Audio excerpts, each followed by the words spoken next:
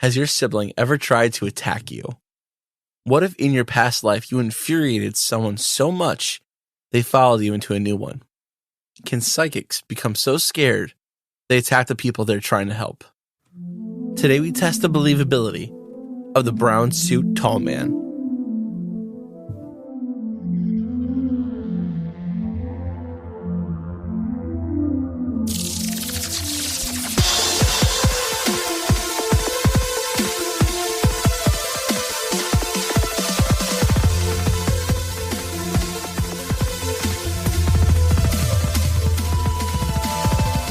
Welcome to Believing the Bizarre, where we dive into the unknown and the unusual and tell you whether or not we find it believable. Thank you. Welcome back. It's another Tuesday. It's probably pretty nice here in Ohio, surprisingly. Yeah, it was 68 degrees today, which is a win in my book. That's when I came over your house tonight, shorts. There were stars out. Yeah. A little chilly, but really nice. A little romantic on my deck. Yeah. Was there a bunny out there? Sometimes there's a bunny. There was a little crescent moon. Yeah, winking at you. Better be going away. Well, actually, it's coming out. It's coming out. It's coming out because I know when the new moon is because I'm going to be under some dark, dark skies. Yeah. Anyway, let's get to some listener experiences. Listener submission time. These are those personal stories sent to us by listeners of the podcast. So there's no ancient, well, there could be folklore. There could be. Minimal history, I'm guessing. But no, a lot of history? No history. Oh, perfect. Yeah, these are some of my favorite. And if you have a paranormal story, if you're a new listener or an older listener and you've just been writing it out, if you have a paranormal story and you want it told on the podcast, head to believingthebizarre.com, go to submit your experience. Please fill out the form with as much info as possible, and your story could end up on the podcast. Yeah, I'd say do it as soon as you can because it takes a while to get to. Takes a little while. So there's no point in beating around the bush. This first story takes place in California, Riverside. I'm not sure where that is. No idea. But it's by a river, probably. Probably. That'd be silly if it wasn't. She said it takes place in 2009, 2010. In the past. Like about 12 years in the past. 13, 14. As of the recording of this. That's when I graduated high school in 2010.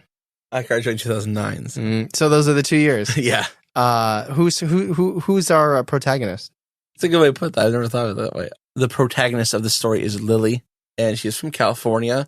And basically, she said this is just, it's not a very long story. It's pretty short. Is this the short, the animated short? Yes. Before we get to the feature film? Yeah, it is. So it's mostly a quote because it's not very long. It's just like 2 sentences. No, it's a little bit longer than that. There's a little bit of a setup that she gives us, and it goes into the actual story. Sure. So, quote, "For as long as I can remember, my family has always had weird experiences in the house I was born into. What I'm about to tell is one of my only true and real experiences." I like how she threw true in there, as opposed to the fake ones. I know. Yes. We got the real stuff. She said I was about 5 or 6 at the time when my older sister and my brother and I were watching The Unborn in our living room. I've seen that. I think it came out in 2006. Okay. It's my guess. That makes sense. I mean, it's pretty new, but new enough to be at home. It's either 06 or 09, and I'm not just saying 09 because you said it came out in 09, 10, but it's one of those, it's either 06 or 09, in my opinion. She said we all sat as close to the TV as we could without breaking our necks and made sure to keep the curtain shut. We love to be in the dark when we watch these kinds of movies, especially around Halloween time.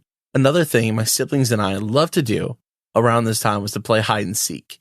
So naturally, we decided to do just that once the movie we were watching was over. However, this is the time we all had our Halloween decorations up, so my sister suggested we play, quote, strobe light hide and seek. This meant we'd go into the garage and turn off all the lights so it'd be pitch black and turn on a strobe light. I was able to hide without being found twice until I decided it was my turn to be it. I counted to 10 twice and heard my siblings shuffling around behind me. Then I went on my way to find them. I have always been a very small person, and even now as I type this, I'm almost 18 and stand at a whopping 4'11". So you can only imagine how small I was walking around the pool table that sat directly in the middle of the garage. Just as I turned the corner of the table, I saw my sister sitting underneath it, her back turned to me and her hair resting on her shoulders as if she was looking straight ahead, staying completely still as not to be caught. The sight did strike me as a little scary, and I felt a little tinge in my heart. So I didn't touch her. I decided to say, Alice, I found you. You're it. Upon hearing this, she turned around straight-faced. Then she began to crawl towards me in a weird, unnatural way while keeping that same straight face. Her limbs seemed to be backwards. It's difficult to describe, as I stood frozen in fear for a second before I started to scream and ran inside and cried on the couch. When my parents heard me, they ran over and asked what happened, and my siblings ran in soon after as well. I was upset and very young, so I just started crying. I yelled out, Alice scared me. My sister immediately told my parents I was lying because she apparently was nowhere near me and was hiding with my brother behind a couch, which he confirmed. To this day, I question what Tiny Me experienced that day, and I think I may have an explanation. So, I think, do you know, you said you saw The Unborn, right? Yeah, it did come out in 2009. She said there's a scene in this movie where a character crawls backwards.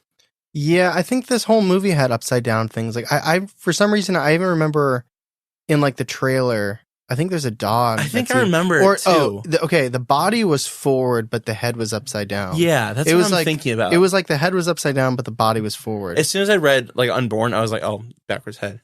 Yeah, I think because there's people like that. I think there's a guy that crawls with his head upside down, and then there's the dog. Yeah.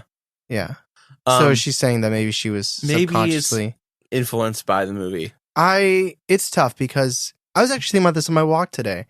How, like, we're so lucky, you and I, Charlie and I, to be able to talk to so many different people who have so many real, genuine horror experiences, paranormal, ghosts, aliens, and all that. And I was just like, man, we both have our experiences, which we've told on the podcast. But really, like, my in the paranormal world isn't my own personal experiences. It's obsession with horror movies. Like, I've been obsessed with horror movies since I was a wee lad. And so I always have an eye for like the story arcs of horror movies and like the tropes when we do stories. And like, I appreciate that she was willing to say maybe it was a subconscious because like that just screams like The Grudge, The Unborn, Samara from The Ring. Yeah. Like that irregular movement. There's a lot of tropes to what she said she saw. Yeah. I was just reading an article about an actor. I think it's an actor. I apologize if it's an actress. Somebody who acts, who has like double jointed limbs. So that person keeps getting roles in horror movies. And the movie that they were tied to in that article was Mama. Oh, okay. When Mama's walking and then all of a sudden can just start like the way it gets on all fours and I just like seen limbs. That movie. Oh, you haven't seen Mama? No. It's you don't need to. But like that's like a trope, right? Like that long hair, you know, it crawls on you in different, you know, even The Exorcist, right? When she crawls down the stairs. So that's not to say that somebody can't experience that. And if you believe that everything has an element of truth, like werewolves might not have been real, but maybe something from it, or vampires, you know, maybe like, okay, but where did that irregular movements come from? Like, I think that's a big reason why I'm afraid of spiders is because of the irregular movement. So I appreciate that she's bringing that up. Yeah. But also, that's like, she saw something. That's quite a bit to imagine, right? Yeah. Like, I feel like when you imagine seeing something, it's like you imagine seeing something like in the corner of your eye. Yeah. Like, it's usually like something darting in and out. That's really like daydreaming. She like daydreamed that into existence. Like, I don't think your eyes can play tricks on you that long, or even your subconscious, but I could be very wrong. That's a whole sequence of seeing them, saying their name, they move, and then they start crawling. Like, yeah, that's not just like in the corner of your eye, you thought there's a shadow. It's because you watch a scary movie and it's playing tricks on you. And she said she knows what she saw and she remembers it very vividly. Yeah. But I don't know. It almost would be, I'd be finding it more believable, I think, if, not saying that I don't find it believable, but like, you know, if they're watching a comedy movie. Yeah. Like she was primed to, and then so Absolutely. It's like the lights are off, it's the strobe light. So that's already, the strobe's probably already affecting the eyes. She sent the scene she was thinking about from the movie. Oh. And she's like, you can watch it here. I was like, I'm not going to do that. I think we should. Okay, fine. We did watch it. And it was that scene. It was the guy with his head upside down in the stairs. Yeah, I'm proud of you. I'm proud of you for watching it. Well, it's creepy. It's unsettling.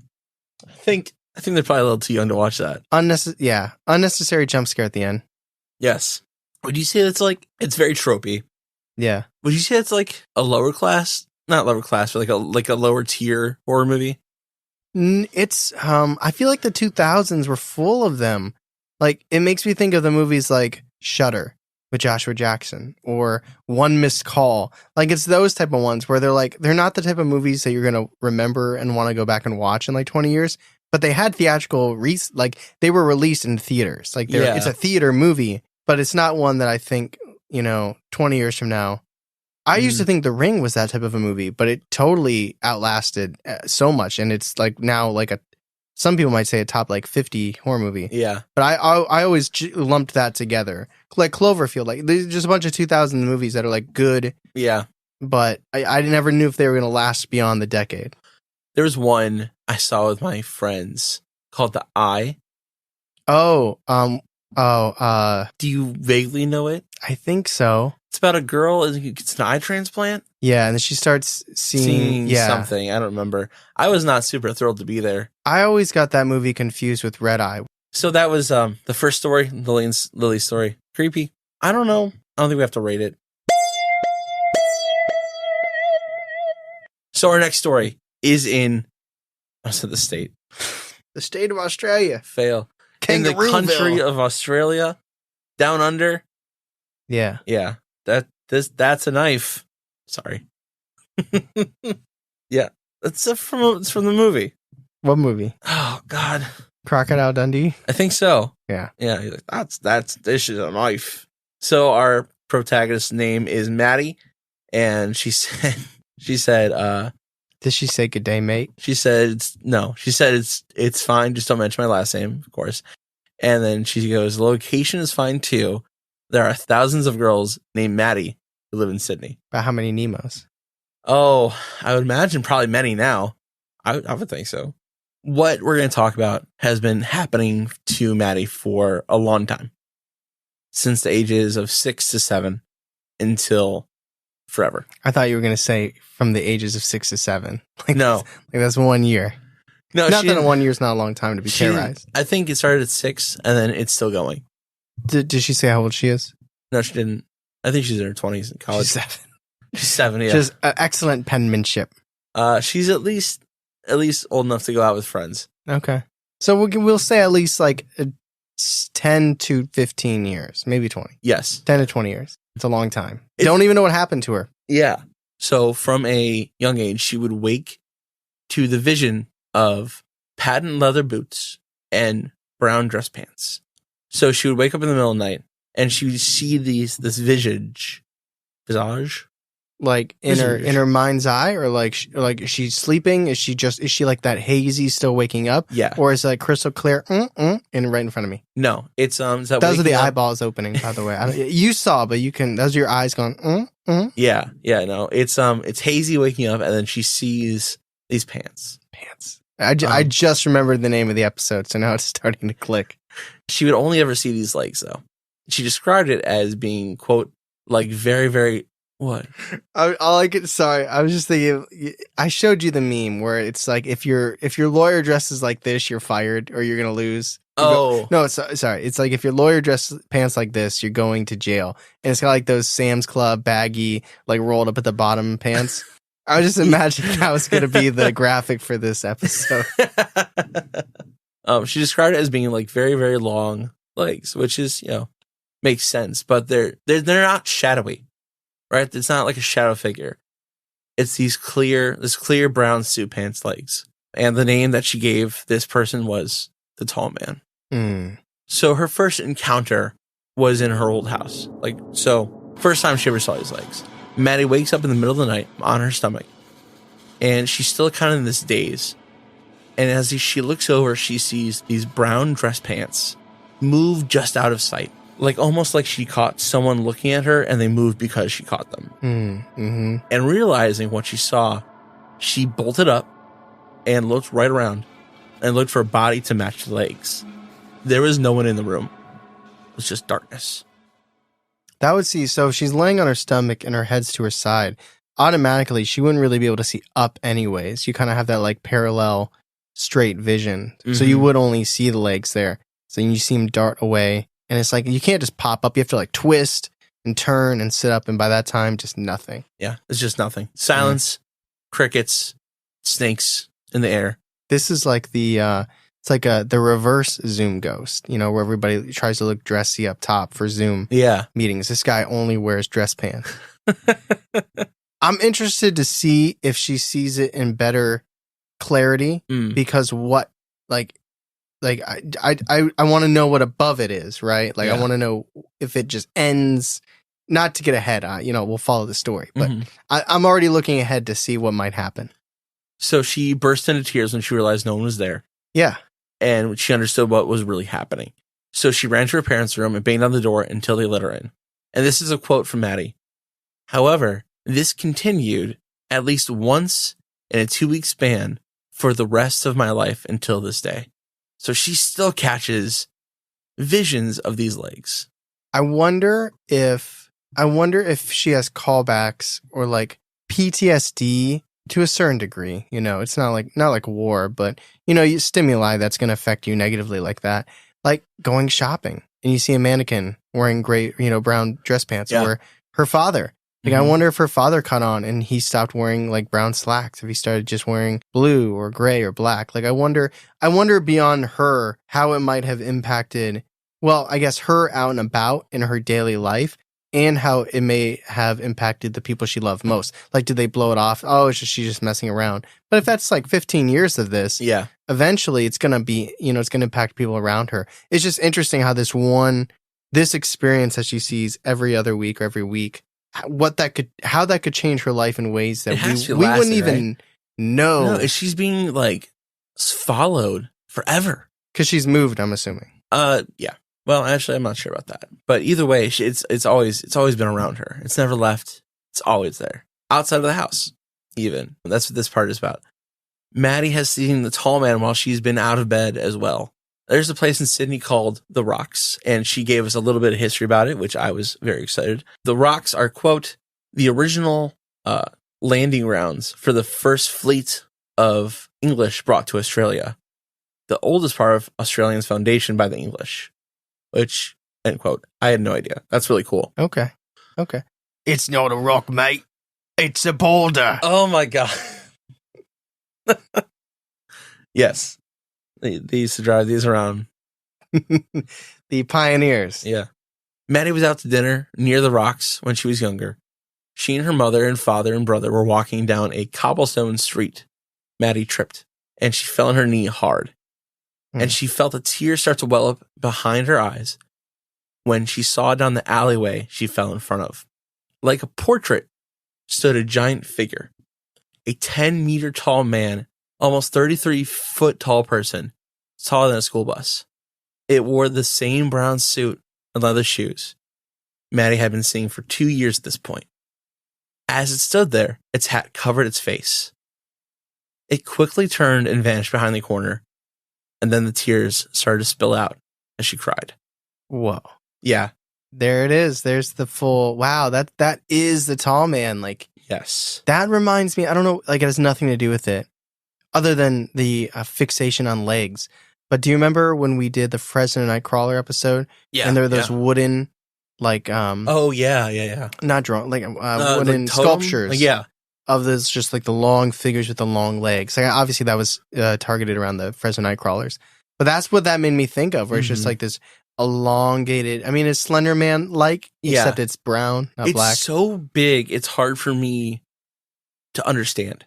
It makes me wonder, so, okay, I'm not asking whether or not anyone else did see it. I would be asking whether or not anyone else could see it. So, not how did it be in the alleyway and no one else saw it?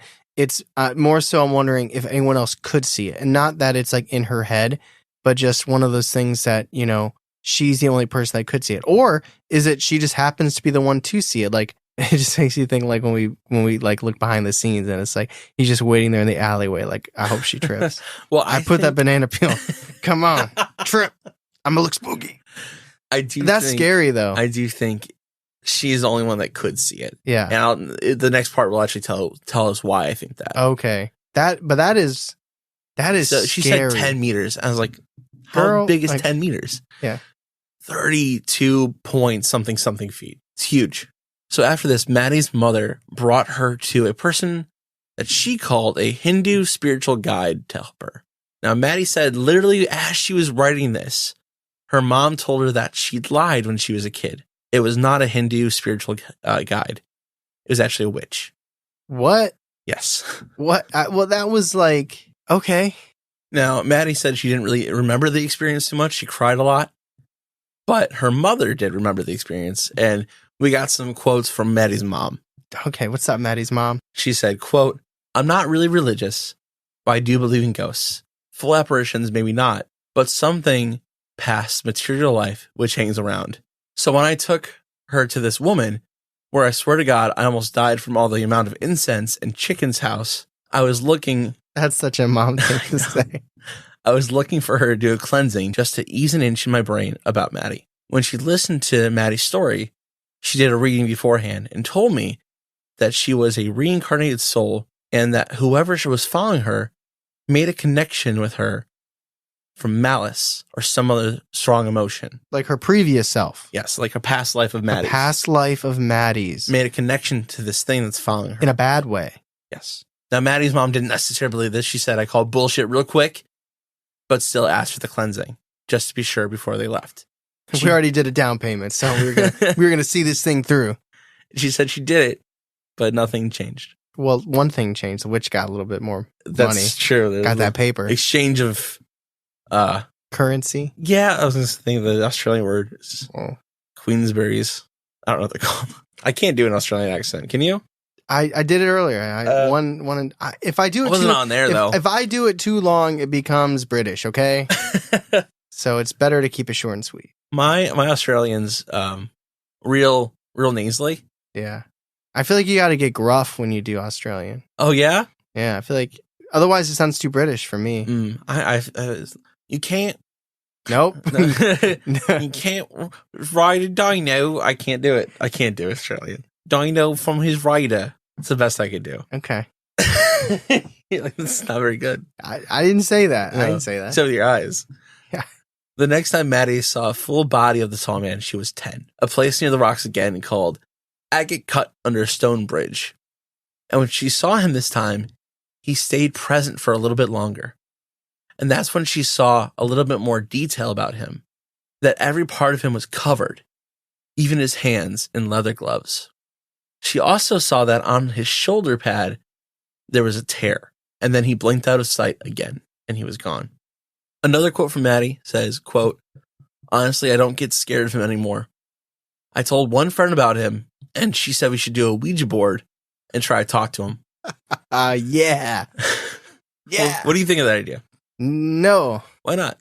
Well, he's got legs. Well, he's got hands now. He has hands now. He's got legs. He's gonna have to use his feet to push the thing, but no, I guess he's got gloved hands now. Yeah. I guess if okay, the win is you actually communicate with him. The downside is you bring something else in here. And then you just put it on pay-per-view. Logan Paul versus the tall man. She said, "I instantly refused because if I spoke to him, it might cause me to understand and thus fear him. And then I have to live with that fear." No, that's smart. I think that's giving it power. Yeah. She said, "I can't constantly be afraid," which, yeah, it is smart. I wouldn't want to be, if like you wouldn't learn the intentions behind it and then you're forever stuck with it. Like she can't get rid of it anyway. One more real experience to this. Like any group of friends, Maddie and hers went to see a psychic. They went to, quote, like any group of friends. Yeah, well, I went to a psychic area in New York. Like a whole village, right? Yeah, it's really cool. It's called Lilydale. Who'd you go with? Nick, Alex, and Stephanie. Okay. Yeah. That was the second time I went. The first time I went with my mom and her friends. Yeah. And that was a fun time.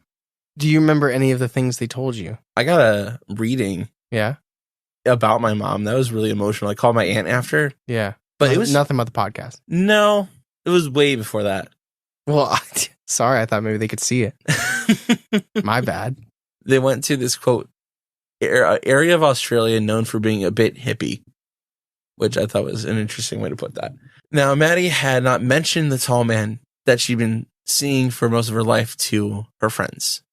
And they really had no clue. Most of them had no clue. The several friends that went in before Maddie had normal experiences with the psychic. The psychic said things like, "You'll be married, you'll have 7 kids, you'll live in this nice area, lots of fortune," all that good stuff. And then Maddie went in. And here's what happened to her. quote, "So I sit down, and this old woman is shuffling around the space. She goes to sit down, asks for both my hands, and before she does, she picks up 2 gems and folds them into my hands and asks what I want to read. But before I can reply, she gives me direct eye contact for the first time since entering the small room. She picks up a crystal to my left and throws them at her forehead, saying, 'Get out, damn wicked thing,' tossing more crystals at her as she rushed out the door. It actually split a little bit of skin on her forehead, how hard she hit her on the forehead with it. Now, somehow Maddie was able to keep composure after that. And then the psychic walked out, like, calmly, like nothing had happened. And then invited Maddie's next friend in for her reading. And of course, after seeing that, they left. She refused and they left. Now, unfortunately, Maddie has been in this for the long haul, right? There's no resolution to this. This is still happening. Yet. Trying to stay optimistic. She said, quote, "The tall man is here to stay, though. I haven't really gotten tired of him. He just kind of freaks me out." End quote. So that is the end of Maddie's story. She's got this entity attached to her. I do think there's something to that idea that it's this anger from a past life that's attached to her. Because I can't think of another reason why this entity would be around this little girl forever. Yeah. It is creepy, unusual, and the height reveal is what got me. Like, I was imagining we were going to see these legs the whole story. And this is 30 foot tall. Yeah. It reminds me, because you're talking meters. There was a post where it's like, it was something stupid, like baby cow-sized meteor is about to hit something. And it was just like, wow, like Americans really don't like measurements, where we were using like cows and dumb things like that to explain like the size of this thing. I wish I had a picture of it. I will forever measure things in football fields. Yes. Yeah. So let's actually talk about this more in the discussion.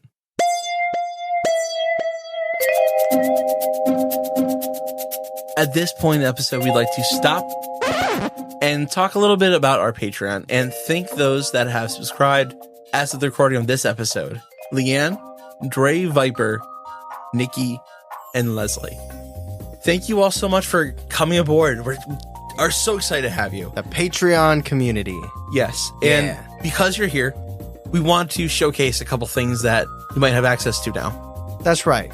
First thing that I want to showcase is Director's Cut, and is exactly as it sounds. It's on video. There's not too many things that we do on the video camera, but this is one of them. We go back, we listen to older episodes. We just listened to Secrets of Antarctica recently. Oh yeah, that's old. Old one. I think it was episode 10. It's 30 minutes, little popcorn episodes. Yeah, if you don't know what we look like, that's a good way to find out. It's a great way to find out, for better or worse. But we listen back, we give commentary, we talk about what was happening at that time, things we would change now, behind the scenes stuff. It's a lot of fun, and we put out both an audio and video platform of it. Something else I wanted to showcase was the theatrical reading. Those are long stories. They are heavily produced. Sound, music, great effects, great reading. Good voice actors, good writers. Yeah, really good writers. Beautiful stories. It's a tip of the cap to podcasts like the No Sleep podcast. No Sleep podcast. Me and Charlie are really big fans of. And we couldn't do a whole podcast about it, so we'll just do a segment every now and then on Patreon. Yeah. And it's something I'm really proud of, too. Yes. And finally, the showcase, other than just joining for $2 and no ads, never again. You'll never hear an ad again. That is our $2 tier. But one thing I want to showcase is our social media responses. If you follow us on Instagram or Facebook, some of you follow us on Twitter. I apologize. You're hidden deep in the social media well.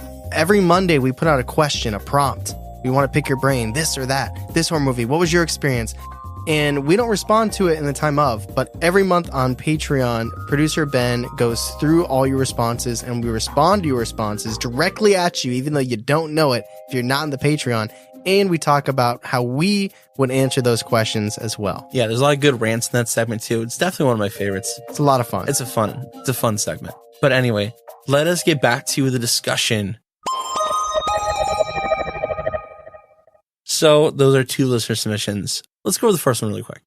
Yes. Yeah. So, do you think it's entirely induced by the movie? If she's even starting to consider that it could be the subconscious, you know what I mean? And I don't blame her. I've had experiences where I start second guessing. I think it's natural. Yeah. But if you're going to start second guessing, I'm going to start second guessing, at least a little bit. Yeah. It's a major horror movie trope does not mean it couldn't happen in real life. It seems like it wasn't like I just saw something in the corner of my eye. Like this is fixating on something. It's staring it down too, right? I mean, the imagination, the brain is wild. Especially for a kid. Yeah, but this is, I mean, yeah, it is a kid. I don't know. Are we rating it or no? I would say we can rate it. It doesn't have to be a graphic though. Well, none of them have been a graphic for a minute. Well, there you go. I would go skeptical. Yeah, I'm hard. I was like, coming into it, I was thinking it's unbelievable. I'm going to be real honest. I was thinking I'm going to go probably unbelievable. Okay. And I don't Maybe you're think making a child cry right now. That's fine. I don't think so. Yeah, I think she'll be that's what we do okay. on the Believe in the Bizarre. Facts, journalism, and making children cry. I like to think, I'm going to go with, I like to think believable. I like to think that wasn't real. Listen, I think it's better if it's unbelievable. You don't want that crawling thing under your table in your house. It's also a one-time experience. Yeah. It's never happened again. Right after a horror movie. That has the exact same image. Yeah. Yeah. So I'm going to go with unbelievable happily. For the best. So our other encounter with the tall man, the brown suit, Yes. the legs. It scares me that we might be talking about right now. And in Australia, it's nighttime. Oh. And she's waking up and there's brown suits walking by. Suit pant legs. Yeah. I wonder, was this thing ever human, or did a past life of her do some funky stuff in the spiritual world and attracted this thing? Or is this was her past life human? This guy was human and maybe he did weird, creepy things to keep his soul or whatever spirit continuing. And now this young version of her reincarnated is paying the price. Like, I want to know if it was ever human or no. That's a really good question. Because some of the scariest entities we talk about have never been human. Yeah. And almost don't know how to be human. So that's the only thing he knows is brown suits. He's like, brown looks pretty good. It's scary. Why is he all covered up? I don't know. It does almost lead to that Slender Man. It's very, very Slender Man-ish without it being Slender Man. Yeah. It's like the tall man. Off-brand. The tall man, suit, incredible height, can't really see the face. Is this the Great Value Slender Man? It's the Great Value Slender Man. Yeah, it's the Stephen Barry Slender Man. I don't know if Stephen Barry's is still a thing. I don't know what that is. It was a store. A lot of college apparel, but also I like dress pants and stuff. The cheap. I don't know, man. It's just I believe her. I believe that she's seeing this thing. Yeah. I do think it's an attachment of some kind. It has to be. If it's real, that's the only way. Yeah. And it's obviously not. I was gonna say, when I said even when she moved, and you're like, oh, she didn't move. I was like, maybe it's the house. But if it's seeing her at the rocks while she's out, yeah. And it revealed itself out a couple times, like out and about. Oh, I thought somebody else was gonna see it. The way that the story was being prepped, I thought it was like a couple of her friends went out, and I thought someone's be like, hey, who's that guy looking at you, Maddie? And then looks, and it's just this man in a brown suit. Yeah. So so she's seeing it, and it's got her mom involved to a certain degree. Mm-hmm. But she's like, even though she's the only witness of the brown suit man, there are two other entities, and we don't know how reliable they are. But the witch, and the fortune teller are both two people that at least gave it some type of credibility, even if it was a ruse, or they were just trying to get money, or just trying to, if I freak out on this child, they're going to tell their friends that it was a crazy experience. I mean, she made her bleed. It seems like something could have happened beyond them just leaving. I feel like that was probably not the best business choice. No, it's like, I wonder if at any moment she's like, damn, I need that crystal. Is it? Oh, I broke it. Shit. Yeah. At that moment, I'm thinking like she sees the entity almost overlay Maddie. Yeah, like it's in front of, like it's almost like a mask. Yes. Yeah, like it would. That's the only way that makes sense. That's to me. really scary when you think of it that way. It's like, at least give her something though. Yeah. Yeah, well, I think in that moment she was probably real scared. I'd say it. What if in Maddie's past life she did something really bad? Yeah. And this guy wants revenge. I wonder if there's some significance to that tear in the shoulder. Like what could that mean? I don't know. Maybe a wound but I do like the idea that maybe this was Never a human. It's creepy. Mm-hmm. It's creepy. If there was no, the toughest thing for me is like, there's no one else has experienced it. So like, there's still the idea that it could be in her head. It didn't physically touch her. There's been no physical like evidence of it. So that makes me pull back a little bit from believable. But there are two other people who seem to have given credence to it, but they're also I'd say less than reliable. Less than reliable. So less than reliable, I go viable. That's a good rhyme. I also go viable. So thank you for listening to The Brown Suit. It's scary though. Both stories were scary, especially the crawling backwards thing. I don't want to see that movie though. These are both experiences that I would not want. No, I agree. If you had to pick one. Now, one is scarier, but it's like this, quick. I snapped. You couldn't hear it. The other one is arguably less scary, but it lasts literally your whole life. You know who needs to talk to her? Ooh. Our friend Isaac from Hidden in the Shadows. I was thinking that. We've done it before. It was the Ouija board demon. Yeah. We had Isaac reach out to her. This might actually be a decent one to at least, like, if Isaac or Megan, if you're listening, this might be a good one where I think maybe they could use your help. Yeah, I agree. I don't know. I don't know what I'd rather have. What about you? What would you rather have? It's hard to pick. They're both terrible. Probably the table one, just because it's done and it's a good creepy story. Like, if you survived it, you're done, and you can tell it later, like on a podcast. You can tell the brown suit tall man one on a podcast, but like, you never know when you're going to see him again. I guess you could always compare it to, like, would you rather have chronic pain or like break a knee?